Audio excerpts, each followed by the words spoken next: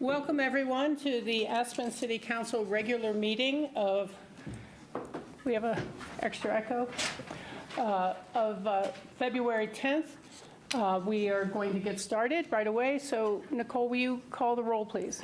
Councillor Benedetti. Here. Councillor Doyle. Here. Councillor Guth. Here. Councillor Rose. Here. Mayor Richards. Here. Thank you so much. We have no scheduled public appearances today, and we will go directly into citizen comments and petitions.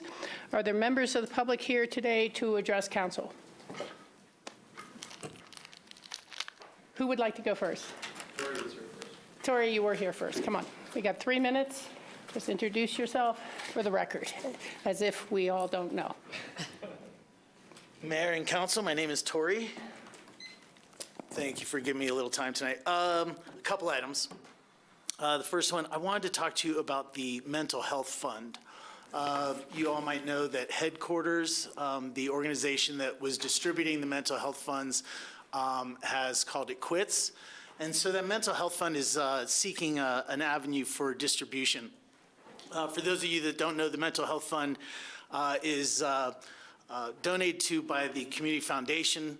And it starts with $50,000 from them, and then others help along the way in raising funds for that fund, as well as grants.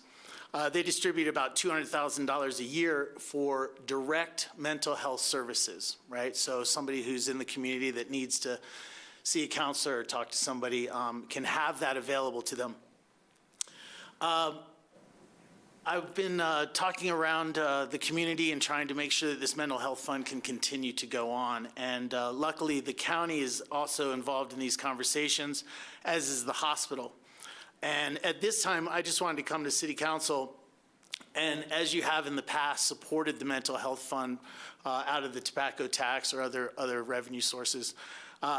We're looking for just a nod from the City Council about $50,000 or $100,000 a year, not in perpetuity, but 1 year at a time. So again, just looking for a nod of the head. This obviously has to go to budget consideration and the like, but it would be a great help to Jordana as she's continuing some of her conversations about continuing this, to know that the city would partner in at some level at some time. So I'm not asking for that nod right now. Thank you. But I'd love to put that on your plate, and if maybe you could get directly in touch with Jordana Sabella at the county, that'd be great. That sounds good. I'm already looking for another beneficiary for the Mayor's Cup, and I spent 4 hours in the dunk tank for Headquarters right. last time. Raised a little I bit. missed twice. Yeah, there you go. The second item I'm here to talk to you about is APSHA. And you have about 1 minute. I'm going to go quickly then. I want to support Rachel's suggestion of last night of some council input for APSHA policy. The first one that comes to mind is there's consideration next week. APSHA staff is suggesting about streamlining the rental application process by eliminating residency priority. There's got to be a better way. We don't need to do away with that. Even the thought of taking somebody who works up valley and lives down valley and giving them priority, that might kill two birds with one stone, if you know what I mean, impacting transportation as well. Anyway, more work needs to be done on this. I don't think that you should give away the residency priority in whole. It's not residency, it's a work priority. Sorry, work priority. Third thing I want to talk about was along the APSHA lines. Last night in the lumberyard conversation, you talked about, and this is something I've supported, was businesses buying in, a business priority, if you will. And I just wanted to, get some questions, again, not answered right now, but things to think about. What are the size of those companies that are able to buy in? We've talked about those things, Tori. Bill, Sam, and all of us have discussed those. And if I can have 20 seconds more, my last point. Thanks. The ETA, Entrance to Aspen update last night, I thought was great. Thank you so much for that. Wholly support things that I've been talking about, like the roundabout redesign and enlarging it. Slip lanes, both up and down valley, that sounds great. So there's some good work that's being done there. If the tunnel is a no-go because CDOT doesn't want to do that kind of construction these days, I would ask that you please consider another alignment, and it just might happen that might resemble the modified split shot. Great. Thank you for your time. Thank you, guys. Thanks.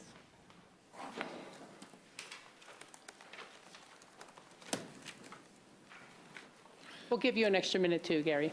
Thank you, very kind of you. Thank you. I don't know if I'll need it. So my name is Gary Lauder, and I'm here to comment on the entrance to Aspen plans, and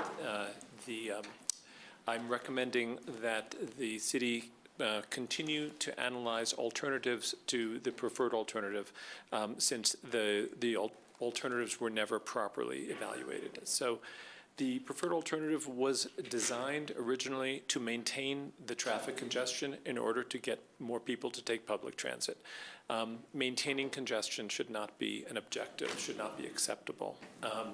That will also make matters dramatically worse for the residents of Cemetery Lane and people traveling from McLean Flats. It is also not likely to fix the West End traffic problem.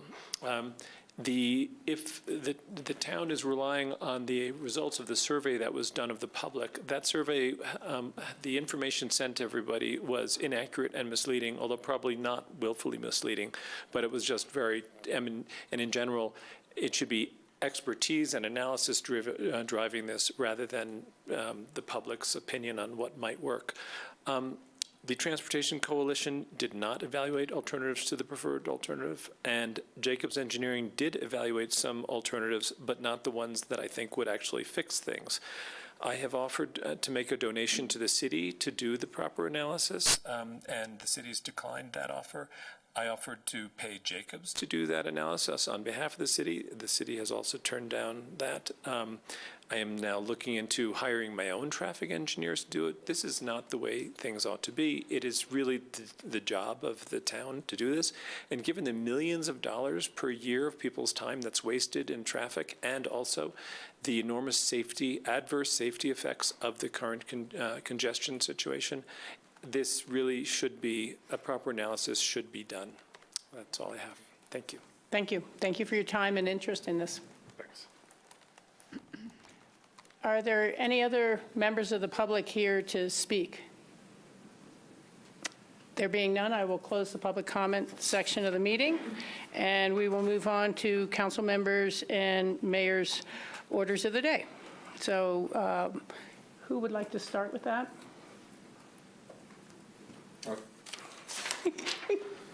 I'm going to start with two of my own, then the Yeah. thing. I want to thank staff for a successful art cart derby.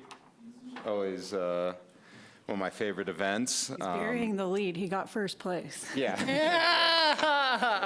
Back-to-back fastest cart, but just very much love that event and appreciate staff for putting it on. And each year that it's been put on, it's gotten better over the last 3 years. So seeing that uptick has been truly heartening. Reminder from the last one, but I saw the city put out today, the food tax refund is live. So I already put in my food tax refund, so I think everyone else should. It's one of those things, it's free money. Great Or reminder. it's your money to get It's back. a rebate money. Yeah. Yeah, It's not your free. money to get back. And then seasonal lighting must come down by March 1st. For the City of Aspen's land use code, holiday lighting, now known as seasonal lighting, must come down by March 1. Seasonal lighting is deemed temporary between November 15th and March 1st. As stated in the code, seasonal lights contribute to light pollution, attract wildlife, increase unnecessary energy usage, and when wrapped around trees, constrict their ability to grow. Continued illumination of seasonal lighting after March 1st, 2026 is a violation of the land use code and can result in fines. For more information, go to Aspen's Planning and Zoning website. Thank you. Yeah, that's all. Bill, do you have any comments this evening? I was reading in the info-only memo about and there was an article about it today, about the Pool, the pool Ark. deck and the sort of structural issues that we are discovering at the Ark. Quite concerned about this. And before we discuss it, I would like staff to investigate any possibility of using injection foam techniques rather than excavating out the building from the inside, which sounds awful. Anything sort of that might be a reasonable half step as opposed to what was alluded to in the memo. I'd really like to be able to contemplate and understand those as opposed to either do nothing or do this. It seems like quite an extreme measure. I appreciate that comment. I think we're going to get a full presentation before we're going forward with any funding or any design plan, but there are issues, so thank you. Yeah. Anything? That's it. Yeah, I'd just say that that same topic actually was brought up internally after the memo was kind of brought forward. So I do have somebody looking into that right now, actually. Thanks. Thank you, Pete. John? Yeah, I wanted to talk a little bit about the winter we're enduring right now, because it actually goes back to last year. I don't know if anybody really remembers this, but last year our snowpack started at Thanksgiving with a big storm, a long drought, another big storm, a long drought, another big storm, a long drought. There were 4 big storms, and at the end of the last one, it was dry all spring, dry all summer, dry most of the fall, and now the warmest, driest winter I have ever seen here in my 45 years. And this is all across the West. It's not just Colorado. It's Utah, Idaho, Montana, Nevada, Washington, Oregon. California is looking okay at the moment. But this is a huge wake-up call, I think, for us here in the Western United States. With today's report in the paper, ACRA, our December occupancy rates were down 9.2%. I read last week that VIII's were down 20%. I also read that if anybody's been watching the Olympics the last few nights, you might notice that the slopes have snow on them, but the surrounding areas don't. It's grass and dirt on worldwide TV. The Olympics are actually considering moving the Olympics from February to January. Things are getting so dire. Also, our Roaring Fork stream flows are only at 53% of normal right now. Don't know exactly what my message is, but I think, again, this winter is a huge wake-up call for all of us. We're seeing it in our lodging reports, and I think we better start getting used to it and working harder to mitigate the effects of climate change. Thank you, John. So in that regard, I'd like to promote the Winter Bike to Work Day. It will take place on Friday, February 13th. It's hosted by the city's transportation department. This event encourages residents and commuters to consider biking, walking, or taking transit as year-round transportation options. Participants who bike, walk, or ride transit that morning are invited to stop by Pepke Park between 7:30 and 9:30 a.m. for free food and drinks, commuter safety information, and prize giveaways. The event is a fun way to demonstrate that traveling around Aspen without a car is possible, even in the winter, especially this one, while supporting healthier lifestyles and reducing traffic and environmental impacts. Community members are also encouraged to pledge to ride, which helps the city measure participation and the broader impacts of alternative commuting. More information is available at driveless.net or biketoworkday.co. Thanks. Thank you, John. I have no comments. Okay, great. I'm going to mix my comments in a little with my board reports. They kind of flow together.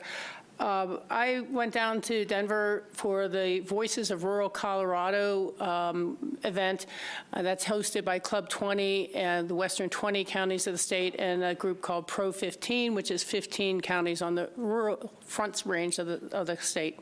So we had a legislative reception one night and breakfast the next morning with legislators. I listened and sat with Julie McCloskey, the Speaker of the House. And they are in the midst of trying to reconcile a $1.1 billion budget deficit this year. And last year they had a budget deficit, and they kind of emptied all the reserves they could and did a little magic here and there, and a certain number of cuts have already occurred. But this year, it's going to be worse.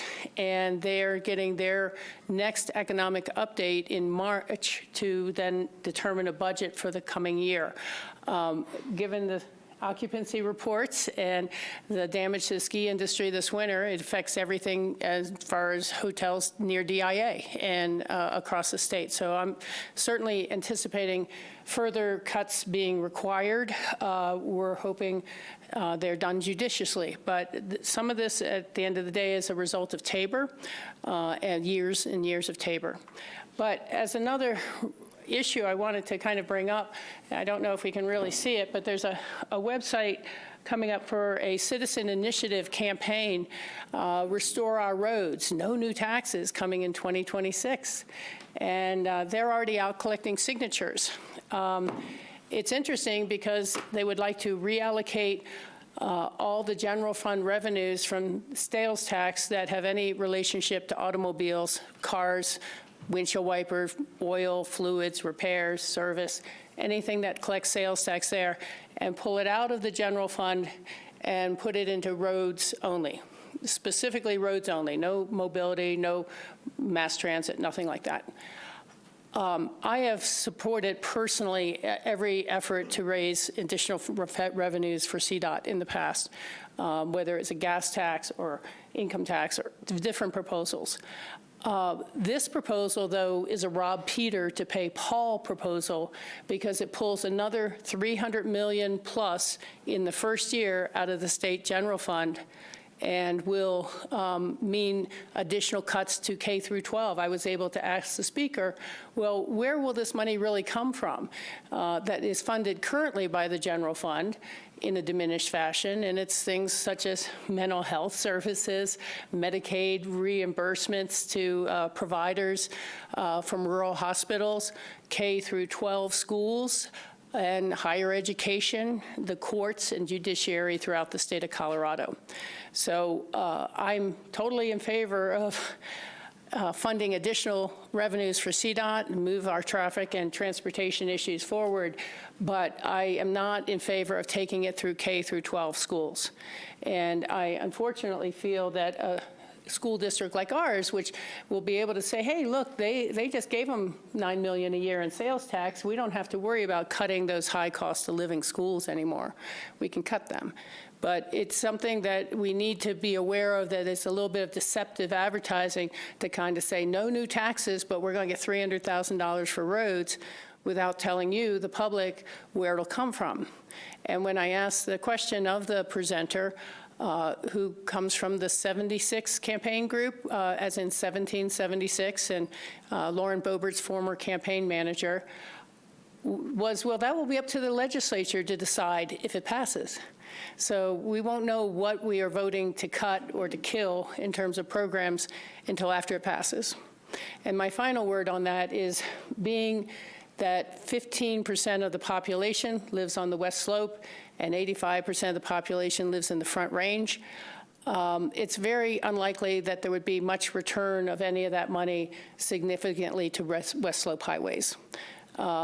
There is proposals literally every other year to change the makeup of the State Transportation Commission to give more seats to population-based areas as opposed to where the roads are or the road miles. And so this is potentially very threatening to the West Slope in a number of ways. And I just want to make people aware of that. They are going for a constitutional change, so it requires a 55% vote, and they have to gather signatures in every Senate district or every congressional district. So if you see the signature gatherers out there, you can decline to sign. This really isn't a good measure, and it will end up being a $6 million spent on each side to promote or defeat that measure. So it's better to keep it off the ballot. We need to fund our schools, our K through 12s. I think this council made that commitment really strongly. So thank you very much for that. I will move on to board reports for members. Does anybody have anything coming up? No. No board Well, reports. we did the Salida trip since our last regular meeting. Good point. Yeah, I was just thinking about that. The Colorado Association of Ski Towns met in Salida. We wish they'd done it in the summer. It was a long drive. But it was a really good session going through a lot of the different issues that our resort towns are facing, from child care programs to affordable housing.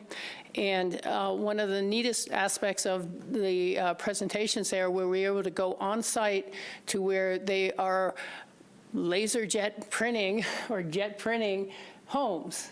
You know, I don't know what the exact term is, but 3D printing. 3D printing homes with concrete.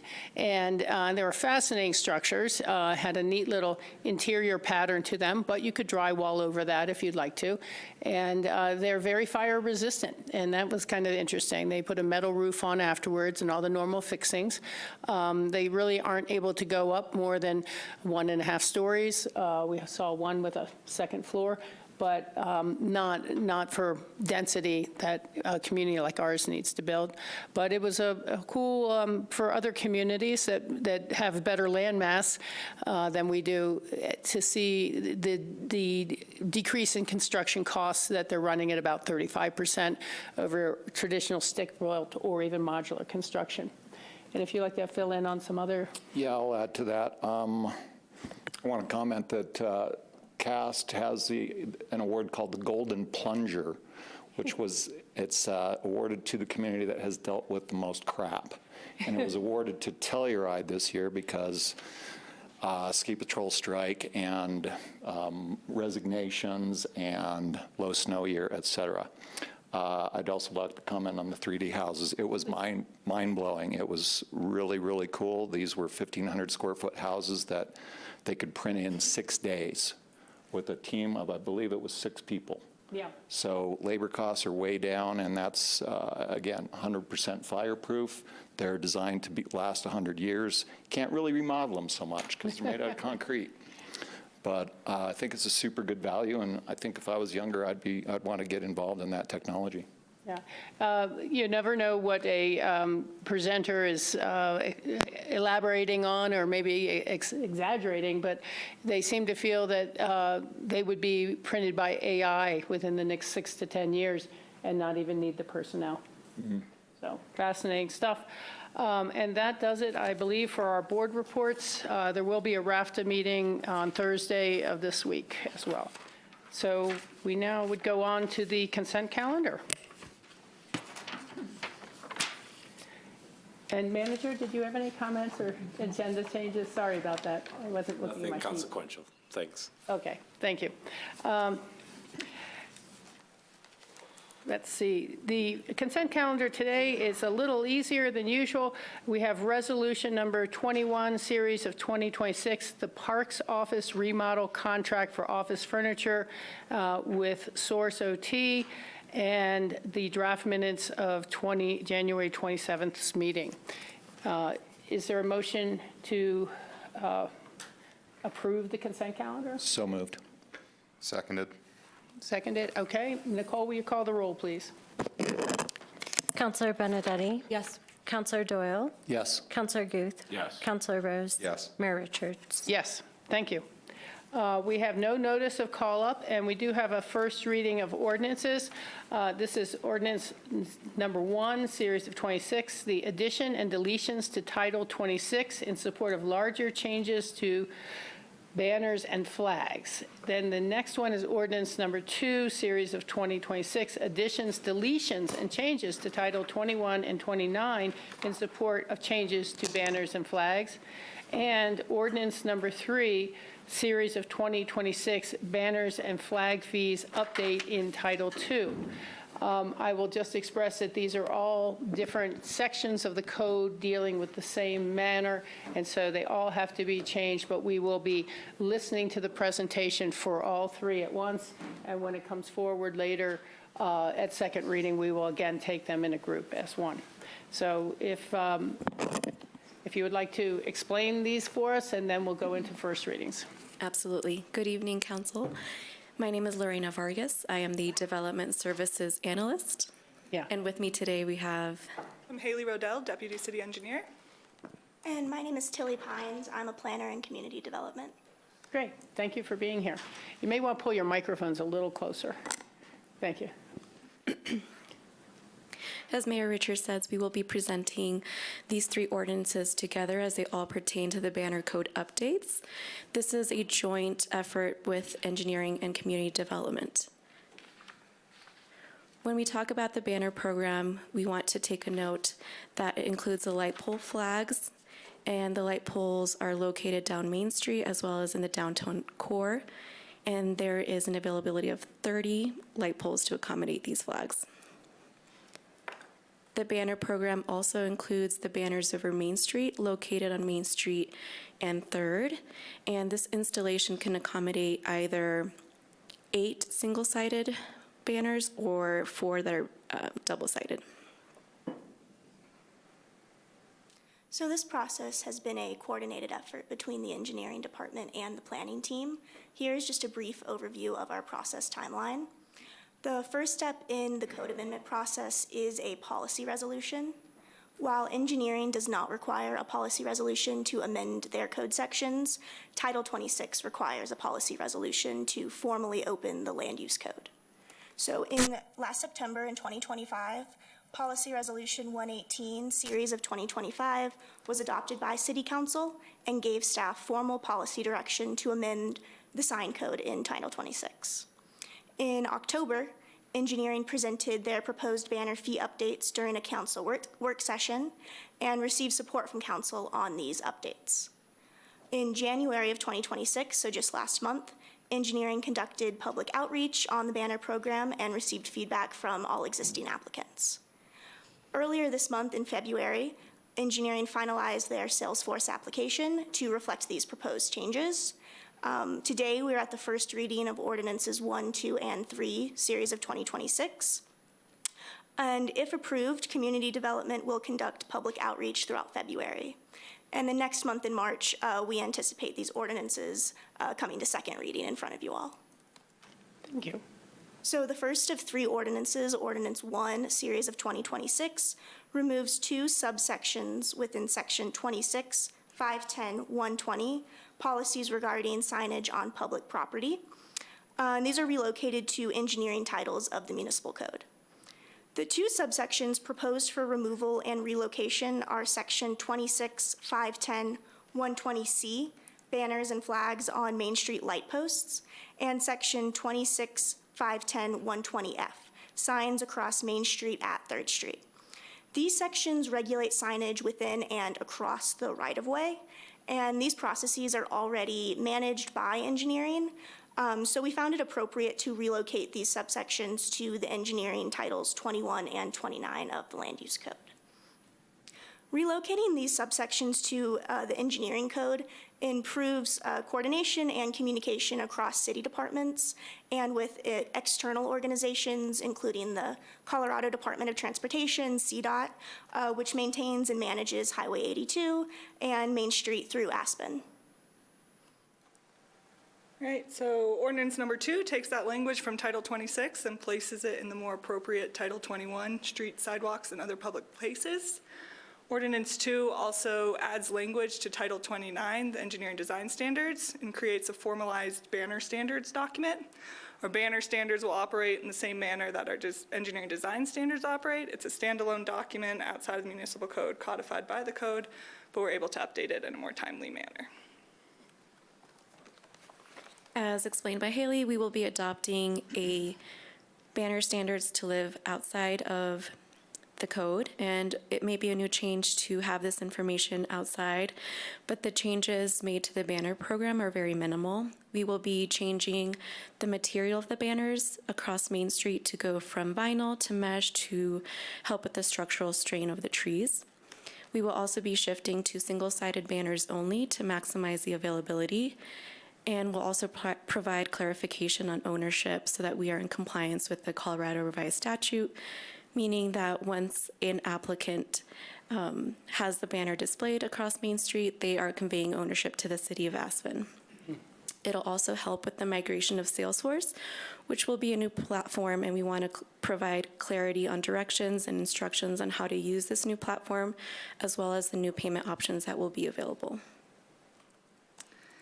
And lastly, we have ordinance number 3, which updates the banner fees. So the banner fees have not been updated in over a decade. And we want to update it to accurately reflect staff time that it takes to administer the program and hang the banners and flags. And what would that fee be? Oh, you got it right here. Here we go. So the existing fee unit is outdated and could be misleading to the applicants.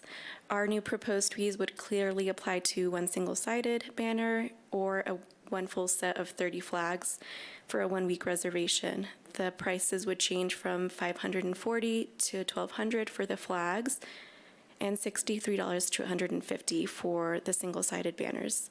The new fee structure would reflect the staff time required to run this program, and it also will help keep the program financially sustainable. Back in our work session in October, we talked about the example of the light pole installation, which takes a crew of 2, 8 hours to install, plus an additional 2 to 3 hours of administrative coordination, which brings the true value cost to range between $1,000 to $1,400 per reservation. And although the fees do increase, the banner or the flag price comes to $40 per flag, which is very reasonable for downtown core advertising. If we relocate to engineering instead of parks under Title II, we will be able to monitor these prices so that we can prevent high increases in the future, and then also it keeps consistent with all the other banner and flag information. Thank you. With our outreach, we try to be very intentional and reached out to the applicants individually. We were able to get responses from them and also address questions that came up and provided clarity for them. There were most of them were very supportive of our changes. We went into depth on how much staff time and involvement it takes to run this program, and also the changes from material and our proposal of having an external document. And they were all very supportive and appreciative of the transparency. We do want to minimize disruption from them, so if they have banners in circulation or applications that have already been confirmed, we will work with them on a case-by-case basis, which could mean that we will hold existing rates for them or whatever their case. Except the vinyl for Yes. this year. Yes, so our goal is to be transparent and accessible, and we will continue our outreach with the public. Okay. If we approve ordinances 1, 2, and 3, we would improve agency coordination, we would have a transparent process, and we would overall improve our efficiency. At this time, we want to open it to council to see if you have any questions or would like to request any information from us so that we can come back at second reading prepared with those answers. John? Couple questions. So, as you know, Lorena, I am involved with Sister Cities, and so you've helped me with the banners and flags before. The change from vinyl to, did you say mesh? Correct. Okay, so we will have to update, Sister Cities will have to update and get a new banner in order for that to. For the Main Street banner, yes. And you also have the existing flags that go across Main Street. Those would be the full-size flags. Those would stay the same. Okay, great. And then my last question is, it's Sister Cities is a nonprofit. Do they still pay the same fee as a nonprofit? So this question came up of should we exempt nonprofits from the fee schedule? The vast majority of program users are nonprofits.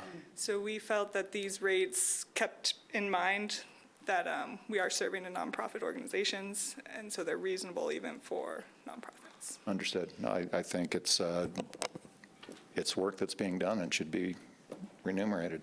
Thanks. I don't have any questions. Okay. I'm wondering, where are mesh banner providers? Or are they readily available? Is it hard to find? We did research that as part of our proposed changes. There are local providers that do offer mesh banner printing, and also online and nationwide. Great, that's very interesting and important. Now, when you mentioned the cost to staff and the time involved, you didn't mention removal of the signs when they're done, and so that's still part of the package deal, but that was additional hours? It does include, the installation includes removal and going up. Okay, because I was thinking of putting them up. You didn't mention taking them down. Unless someone else is coming up right behind you, it's a little extra. The only thing I really am considering, and it's a little different, John, it's a relatively big shock in a one-year increase, and so, at least for myself, I would think about ramping up to that and doing the first year as a half step and the second year the rest of the step. Just like we've done our budget for this year, and then things are going to come up. And they've all done their budgets for this year, and then this is going to come up. And I know it's a little revenue loss for the city, but I do think maybe stepping it up in a 2-year process would be a little easier for people to absorb and to budget for. I don't know if others feel that way, and we can discuss it obviously at second reading, but I just wanted to mention that now. No, I appreciate the logic. It makes sense to me. So we can take a look at it and see where we can go. Okay?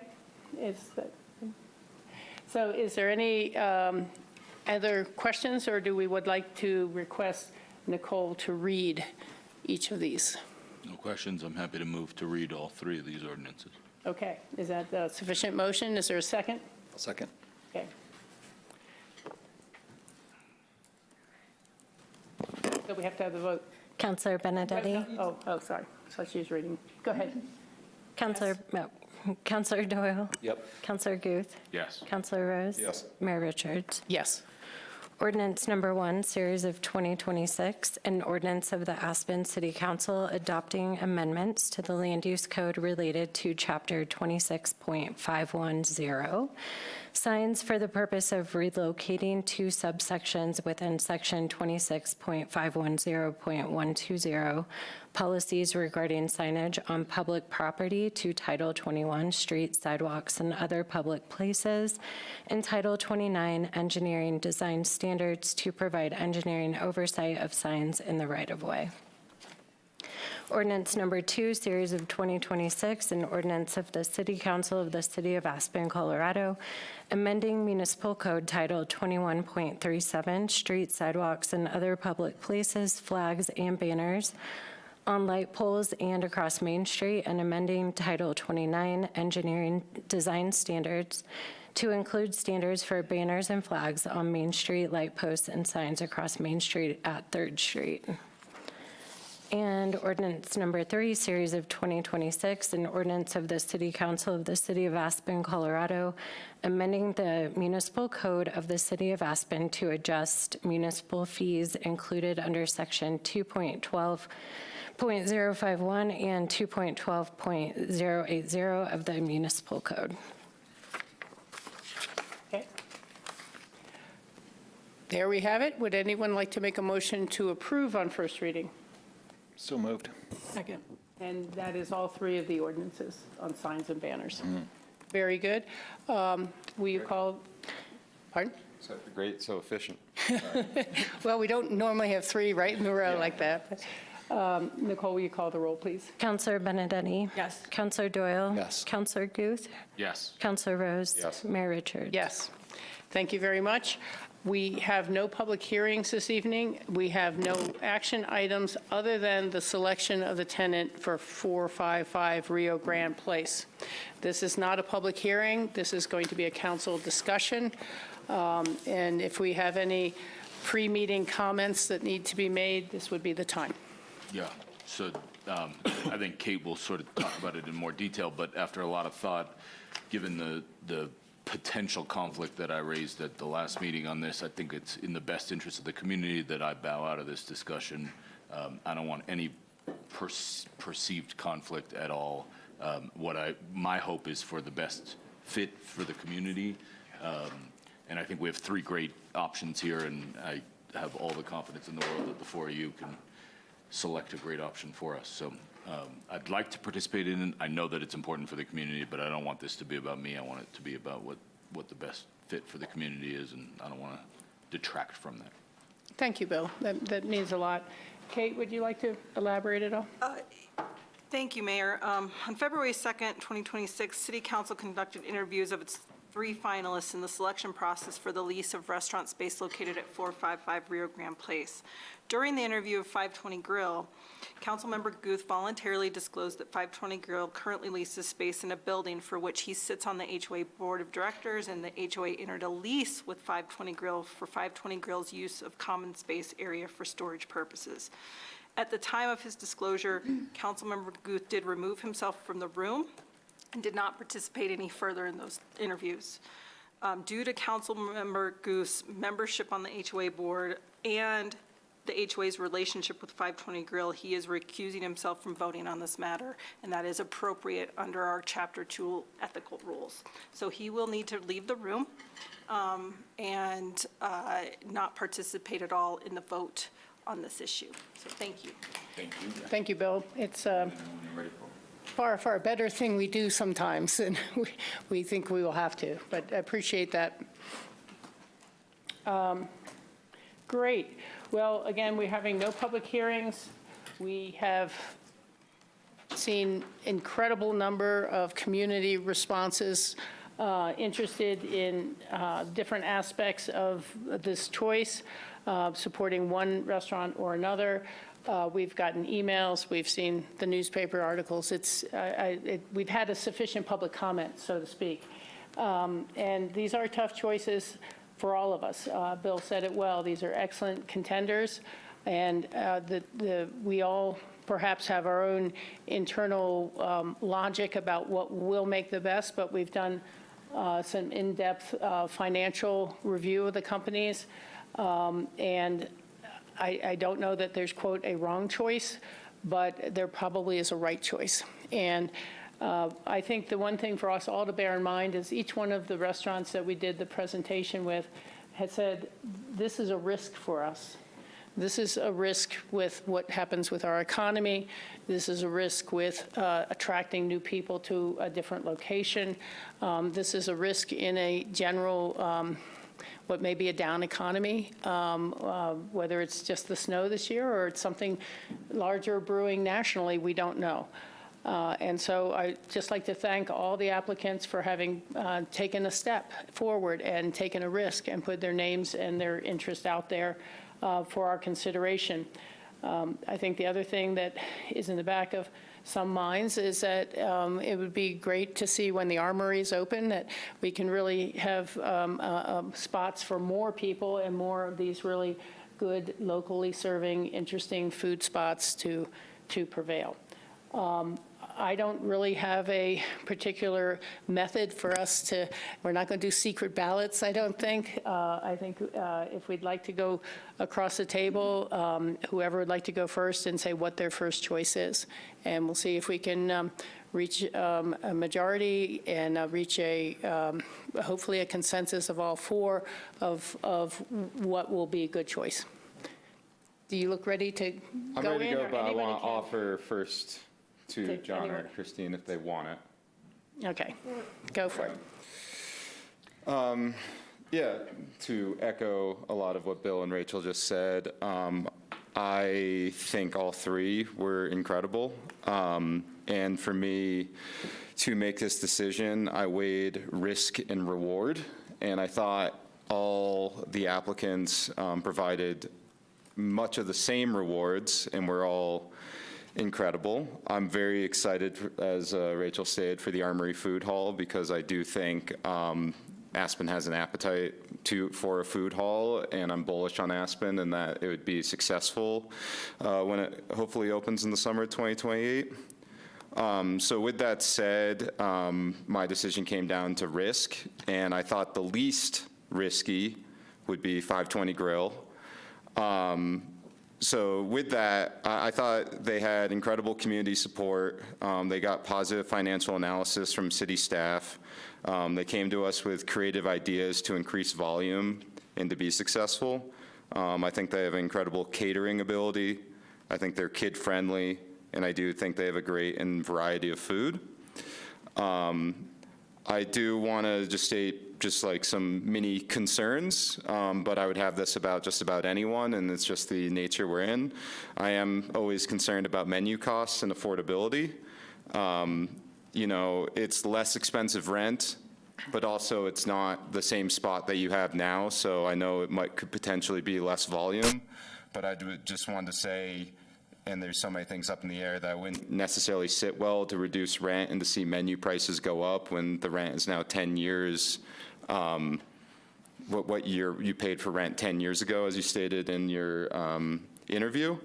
But having said that, you need to pay yourself, you need to pay your staff, so I'm very sensitive to the fact that this works both ways, but I can't not say how I just want this to be perceived by the public and how it is a subsidized space and there's an expectation there towards affordability, but that's an ambiguous word as far as what that means to whoever you ask.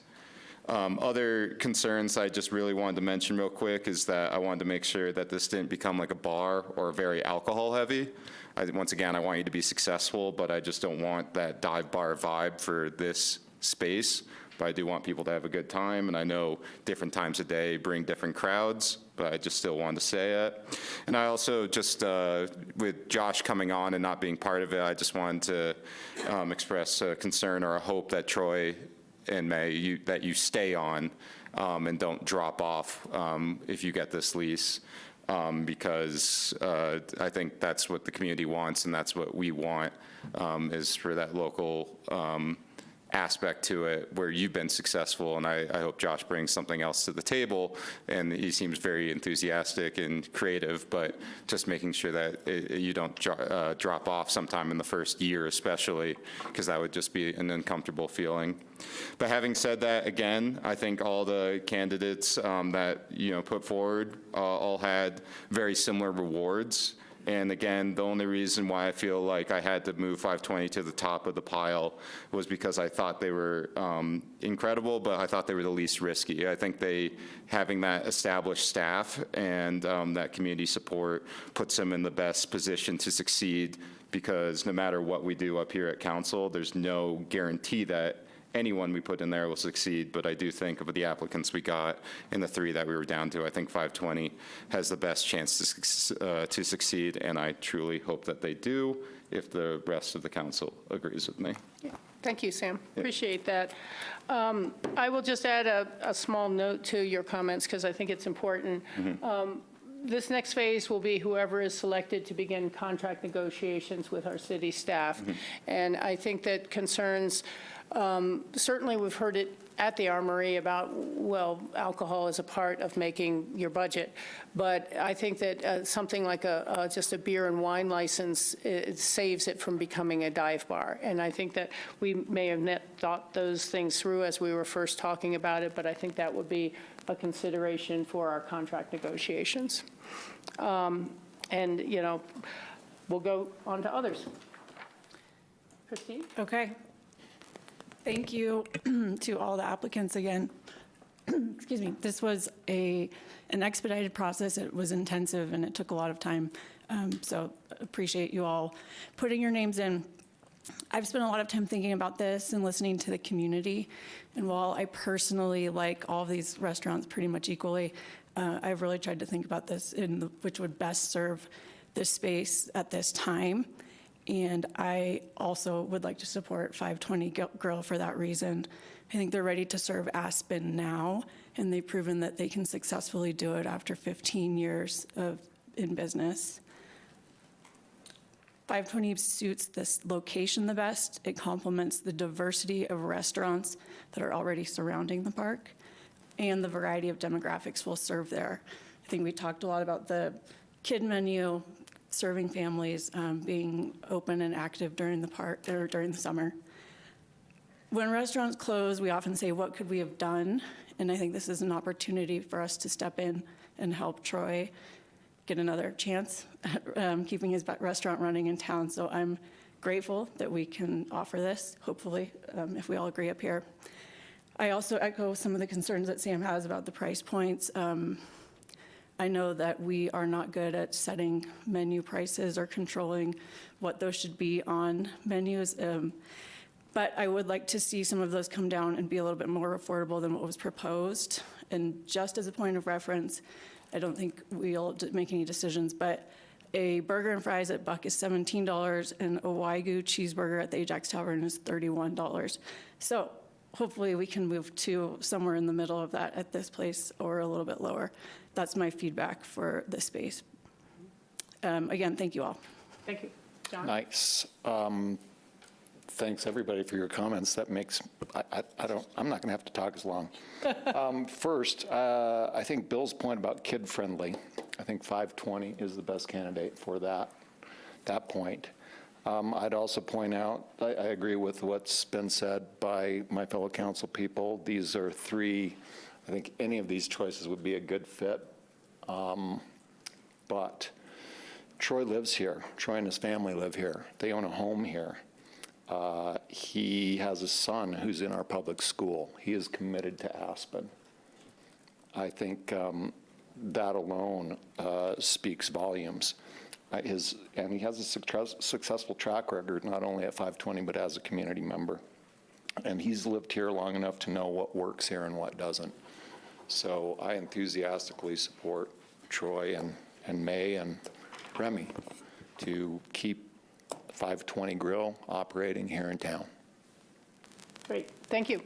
Well, there's not much left for me to say either, but I looked at the same variables as everyone else, and I really do congratulate the others who are second and third. And, you know, I used to ski race amateur league here in town, and I would always, you know, be just astounded by these people who could come in just 1/2 of a second or 1 second behind someone else.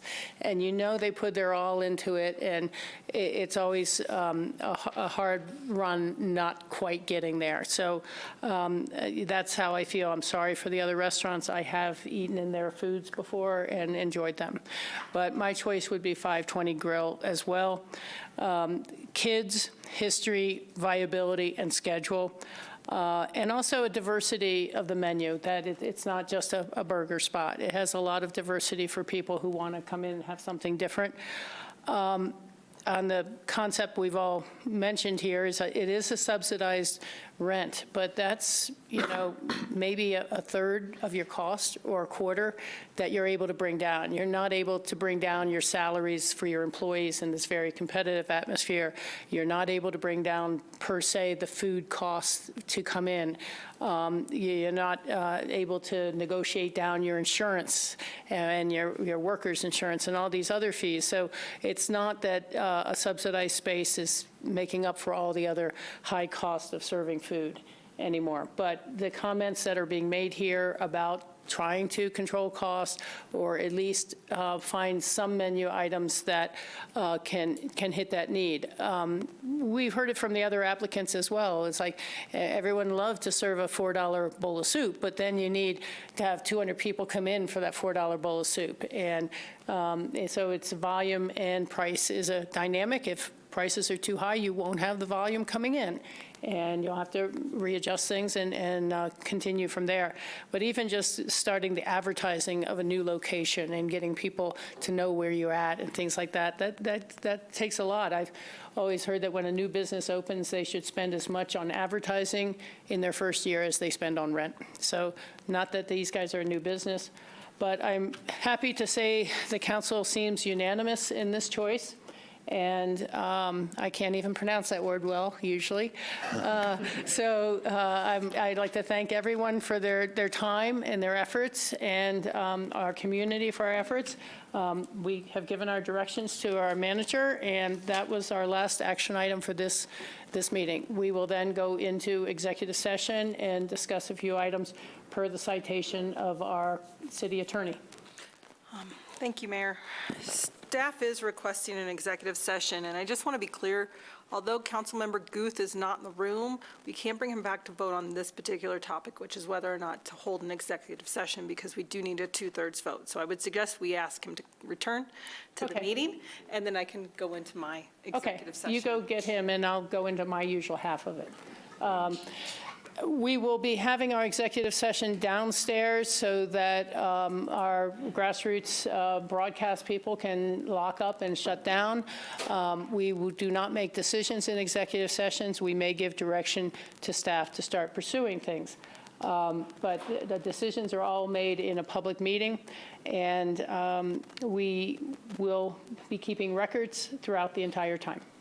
Thank you. I did want to ask, we don't need a motion for that action item. Sometimes we do, sometimes we don't. I just wanted to double check. Well, yeah, let me ask Pete, what do you think? Yeah. Yeah, well, we will have to bring back eventually a contract to the council, but right now we don't have anything to really formally adopt. Okay. Just want to make sure. Okay. Yeah, this is just for direction, and I think how this will come back, just for the public's knowledge, is you've given direction to your city manager. We'll go ahead and enter negotiations with 520 Grills representatives, and to the extent we need further direction from you, that may occur in an executive session. But ultimately, we will bring back to you a lease agreement, which sets forth the terms, and at that point, you can approve the lease agreement and/or send us back to the negotiating table if you don't like the terms. So. Okay, and I just want to be clear, all the applicants had some variations or requests of modifications of our lease. Some of those we may be able to live with, some not, and we may have some conditions that we'd like to discuss as well. So we will see how those negotiations go to finalize this. Thank you. And Kate, now back to executive session. Thank you, sorry for that.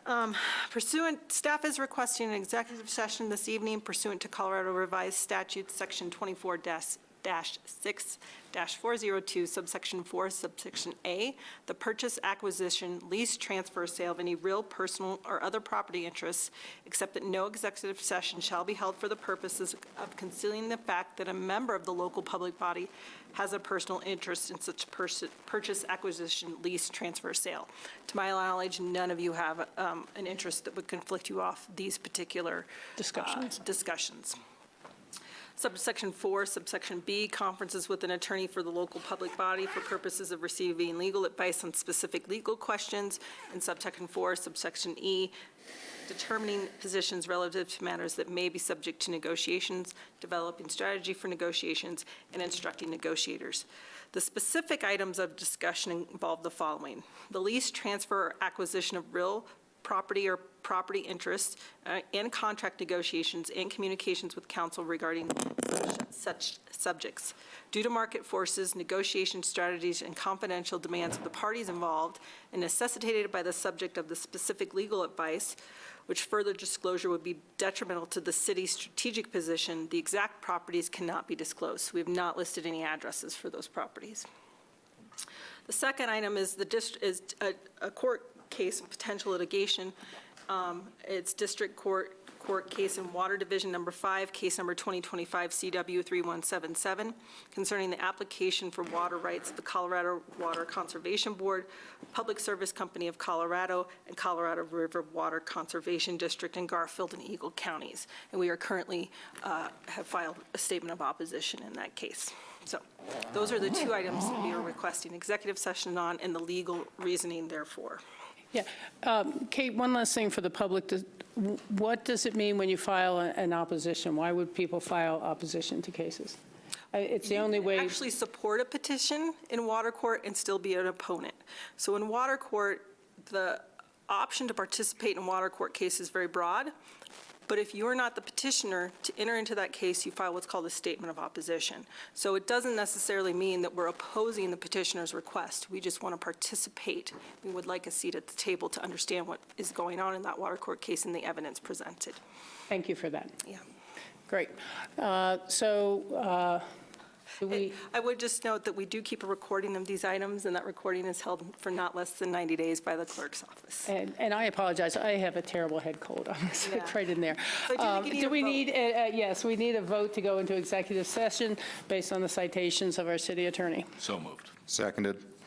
All right, Nicole, will you call the roll, please? Counselor Benedetti? Yes. Counselor Doyle? Yes. Counselor Guth? Yes. Counselor Rose? Yes. Mayor Richards? Yes, thank you. And thank you all for attending, and good luck.